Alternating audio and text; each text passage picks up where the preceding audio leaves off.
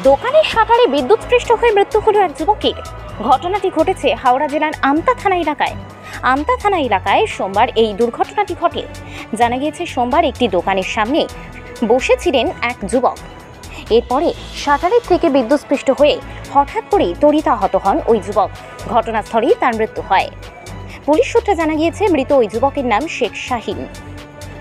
শাটারের নিচেই তিনি বিশ্রাম করছিলেন। ঠিক সেই সময় বিদ্যুৎস্পৃষ্ট হয়ে তড়িতাহত হন তিনি এবং তাতেই ঘটে এই দুর্ঘটনা। তার দেহ উদ্ধার করে নিয়ে যাওয়া হয় ময়নাতদন্তের জন্য। খবর পেয়ে ঘটনাস্থলে ছুটে আসে আমতা থানার পুলিশ, আমতা এসডিপিও। গোটা ঘটনার তদন্ত করা হচ্ছে। এই ঘটনায় ক্ষোভে ফেটে পড়েছেন স্থানীয় মানুষজন। অনেকেই দোকানের মালিকের শাস্তির দাবি জানিয়েছেন। মনে করা হচ্ছে শাটারে কিভাবে বিদ্যুৎস্পৃষ্ট হয়েছে তা খতিয়ে দেখা হচ্ছে। একই প্রচণ্ড বর্ষা, তার মধ্যে তড়িতাহত হয়ে যুবকের মৃত্যুর ঘটনায় শোকের ছায়া নেমে এসেছে এলাকায়। বন্ধ দোকানের শাটারে কিভাবে তড়িতাহত হলো তা নিয়েও প্রশ্ন উঠেছে। দেখুন সেই ছবি রয়্যাল বাংলার ক্যামেরায়।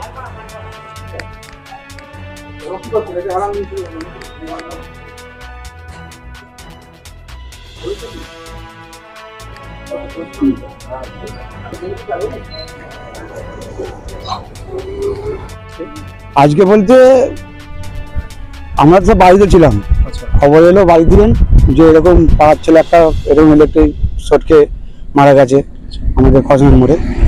হ্যাঁ, এবারে এসে দেখছি সেই সত্যি ইলেকট্রিক শর্টকে মারা আছে, স্পট ডেটে পড়া আছে, পুরো শরীর পুরো একদম লীল হয়ে আছে। দেখলাম পিঠটাও দেখলুন যেখানে হিলান গিয়েছিল 8:30টায়, ঠিক আছে, ও তো 8:30টায় যে লেগিয়েছে মানে কারেন্ট ইলেকট্রিক শর্টকে যে বেরোনায় কাজ করেছে।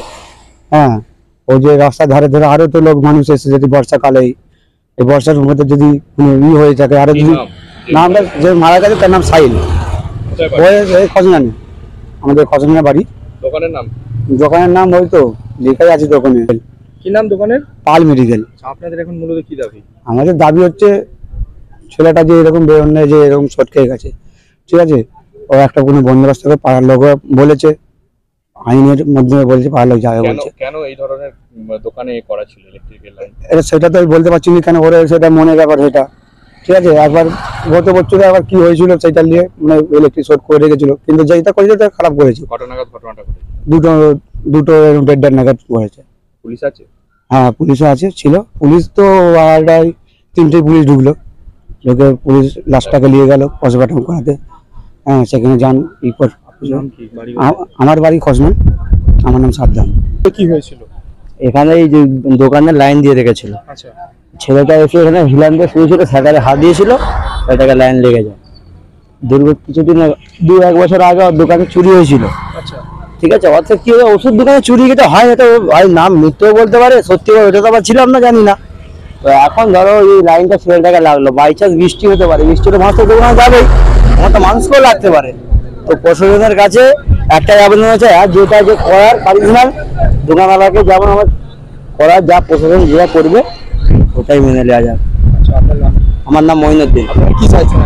আমার চাই যে দোকানওয়ালা শাস্তি হোক।